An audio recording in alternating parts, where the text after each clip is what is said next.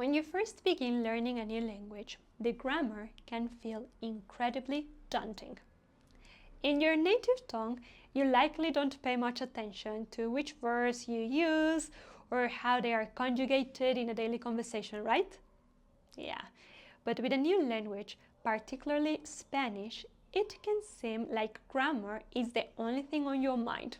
To ease the confusion, starting with present tense conjugation is a great idea, as this verb tense will help you manage basic conversation, directions, and questions. Welcome everybody to Spanish with An Academy. Yo soy Lorena, and today we will learn about the simple present of indicative in regular verbs, of course in Spanish. Before we continue, don't forget to hit the subscribe button, hit the bell icon so you won't miss any updates, and probably save this video for future references. ¿Estás listo? Empecemos. First things off, we're going to start with the rules of conjugation and then we will move on to the use, okay? So right here in the screen, you're going to see a chart with the conjugation of regular verbs in the simple present of indicative. In Spanish, we separate the verbs in three different groups according to the ending of the verb. We have the AR ending, the ER ending, and the IR ending. So I'm going to show you a chart so you can see how we can conjugate the first group of verbs ending in AR, okay? I'm going to use the verb to talk or to speak as an example, hablar. So just listen to the conjugation and take a look at the chart. Yo hablo. Tú hablas. Él, ella o usted habla. Nosotros hablamos. Ustedes hablan. Y ellos hablan. This is the pattern that we're going to follow for all the verbs ending in AR in the infinitive. Now let's see this chart and I'm going to use the verb to eat as an example for the verbs in the group ER. Yo como. Tú comes. Él, ella o usted come.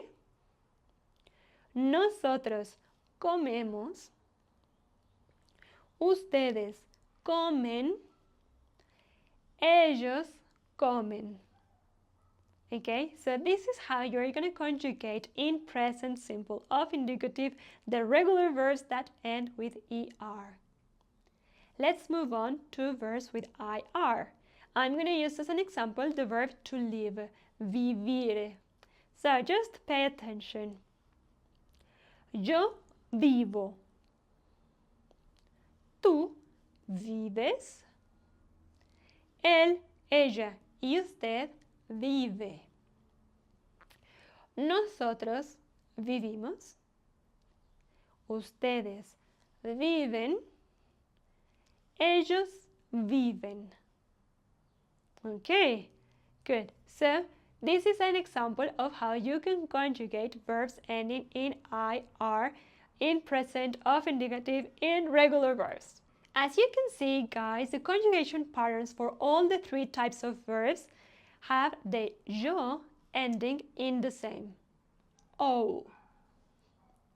The conjugations for tú always end in s. The ending for usted, él, and ella are always in a single vowel. The conjugation for nosotros always end in mos, mos. The conjugation for ustedes, ellos, and ellas is the same and ends in an n. The endings for AR verbs all start with a vowel A except from the yo form that we already saw this. The endings for AR verbs all start with the vowel A except from the yo form that we've seen, it ends with O. Those are the simple rules that you can follow, and as you see, this is all a pattern. You just need to learn this pattern and you will be mastering present simple. Guys, you know that sound, that's my daily reminder of my Spanish lessons and of course Of course, I don't want to lose my streak, so please help me out with this one. Let's do it together. Let's explore some more food vocabulary to express our food preferences. Okay, here we need to match the following. Restaurante. Pasta. Agua. Perfect. Okay, identify from options, and the word is a sandwich. Sandwich. Perfect. Now translate to Spanish. Sandwich. Perfect. We just change a little bit the pronunciation, sandwich, and in Spanish would be sandwich. Just a little bit the pronunciation. Did you notice? The Spanish word for sandwich is sandwich, just like in English but with a Spanish accent, showing the language's adaptability to foreign words. Now, what's in the image right here? Hot dog. It's the same in Spanish. Okay, identify from options. Agua. Very good. Okay, match the following. Restaurante. Agua. Pretty good, huh? Okay, now we need to listen and translate coffee. Café. Okay, excellent. That is my daily streak. And now we can continue learning present simple. Okay, now let's see when will we use present simple. Okay, so first of all, we're gonna use it with habitual activities.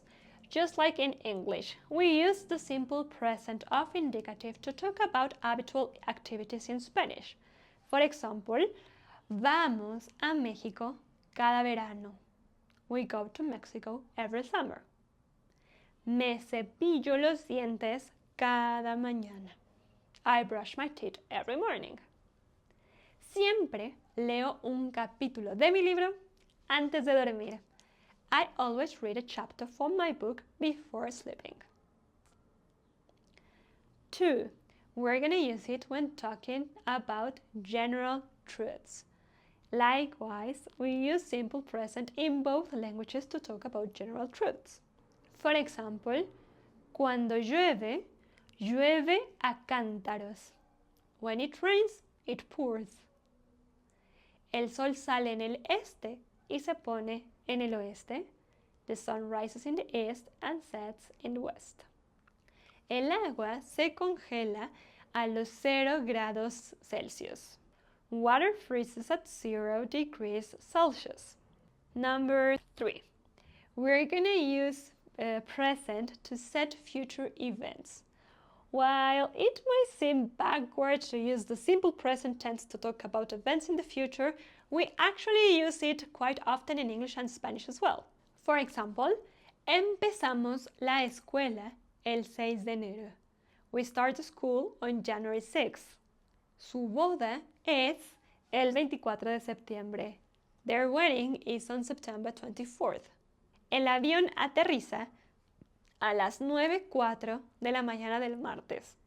The plane lands at 9:04 a.m. on Tuesday. 4. Current actions. Now, this is where the simple present tense starts to differ from English. When you talk about actions happening right now in English, you use the present continuous, right? I am doing, estoy haciendo. However, you can see either use in Spanish. We can use present simple or present continuous for describing things that I'm doing right now. Let's see some examples. A common question would be, what are you doing? Which is the present continuous form, right? When we use the simple present, we use what do you do? And that has a completely different meaning. In Spanish, both types of questions are appropriate if you want to know what the person is doing right now. ¿Qué estás haciendo? What are you doing? And ¿qué haces? What do you do? You can use them interchangeably. You can often hear native speakers using the simple present indicative to talk about the activities they are currently doing. Okay, let's see. Voy a la tienda para comprar un poco de azúcar. I'm going to the store to buy a little bit of sugar. Ella hace la limpieza en la sala. She's cleaning the living room. Caminamos en el parque. We're walking in the park. 5. We use it as well to talk about events in the near future. Just like how you can use the simple present for current actions, you can also apply it to events happening very soon. These activities do not have to be set in stone, of course, but are considered to still be within the realm of the present, okay? Hence, why you use the simple present. Let's see. Mañana viajamos a la playa. We're going to the beach tomorrow. Terminamos más o menos en una hora. We'll finish in about an hour. Ahorita regresa ella. She'll be right back. 6. If clauses. In English grammar, we call this type of sentences the first conditional, right? However, in Spanish, we don't have that title because the tenses are much simpler in that way. Remember, even when you talk about events in the near future in Spanish, you use the present tense, okay? So, the present in Spanish encompasses much more than it does in English. With that in mind, when you talk about hypothetical situations in the present, you only use the simple present. You'll see how there is no need to involve the future tense like in English. For example, si llueve, se arruina la fiesta. If it rains, the party will be ruined. Si llegamos tarde, no nos dejan entrar. If we arrive late, they won't let us in. Si pierdo este examen, no gano la clase. 7. Passing of time. There are so many similarities in English and Spanish grammar that Spanish learners sometimes assume that every aspect of grammar is the same in both languages.